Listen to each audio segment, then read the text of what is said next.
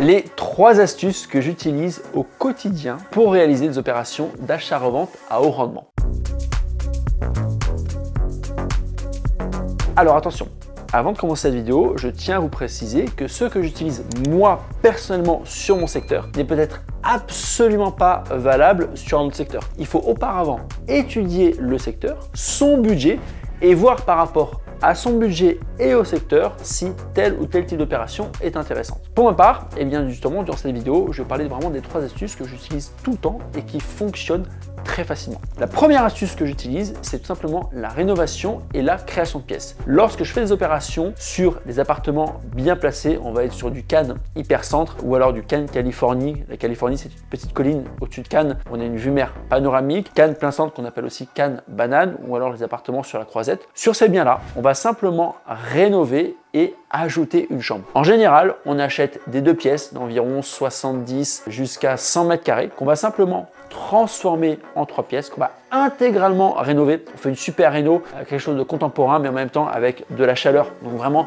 des belles rénovations. Et le simple fait d'ajouter une chambre et en même temps de rénover, eh bien permet sur ces opérations de sortir des grosses plus-values. Pour un exemple, cette année, on a fait une opération qui est dans la banane, un appartement avec un coût de revient à peu près 150 qu'on revend à 950. On sort 300 000 € de marge brute, une rénovation et de la création de pièces, c'est tout. Alors là, c'est un 3 pièces qu'on a transformé en 4 pièces. Et ça, c'est simple. Première astuce, rénovation, création de pièces. Deuxième astuce, cette fois-ci que j'utilise dans les vieilles villes, dans les vieux villages, comme par exemple vieille ville d'Antibes, on a aussi le vieux village de Mougins, on a le vieux Biote, le vieux Valbonne. Dans ces coins-là, je fais complètement l'inverse. C'est-à-dire que je vais acheter des grands plateaux ou des maisons de village et cette fois-ci, je vais les diviser en plusieurs appartements. Et là, je vais créer des studios ou des 2 pièces, mais pas plus. Le but, c'est vraiment de les rénover, de diviser à chaque fois, de faire les plus petites cellules possibles et de les revendre à la découpe. Donc, c'est vraiment complètement différent de la première astuce. Et enfin, 3e astuce que j'utilise maintenant. Au début, c'était compliqué puisque j'avais pas assez de budget. Maintenant, de plus en plus, je me tourne vers ce type de projet, le fait de rendre contemporain des villas. C'est-à-dire que je vais acheter des villas provençales qui sont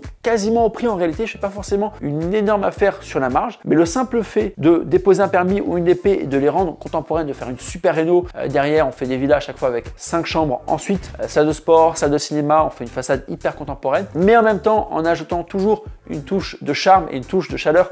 Moi, les cubes blancs, j'ai pas du tout. Donc, on va rajouter des matériaux bruts, on va rajouter du parquet, on va rajouter de la pierre, on va rajouter du bois.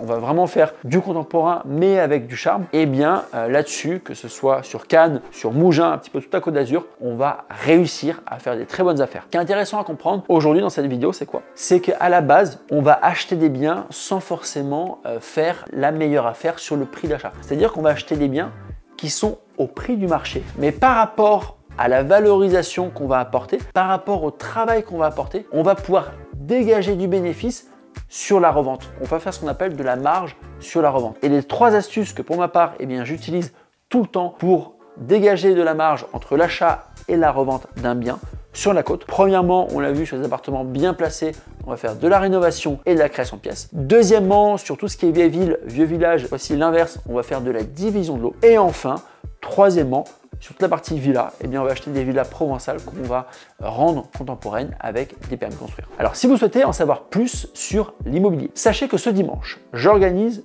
une conférence 100% gratuite en live durant laquelle je vais vous parler premièrement de mon parcours, un petit peu qui je suis, quels sont les projets que j'ai réalisés. Ensuite, je vais vous donner les 3 étapes qui vont vous permettre de vivre de l'immobilier. Et enfin, je resterai 1 heure avec vous pour répondre à toutes vos questions. Et bien évidemment, je vous parlerai des 3 astuces qu'on a vues aujourd'hui et je vous montrerai des projets visuellement de ce que je vous ai expliqué aujourd'hui dans cette vidéo. Pour y participer, c'est très simple.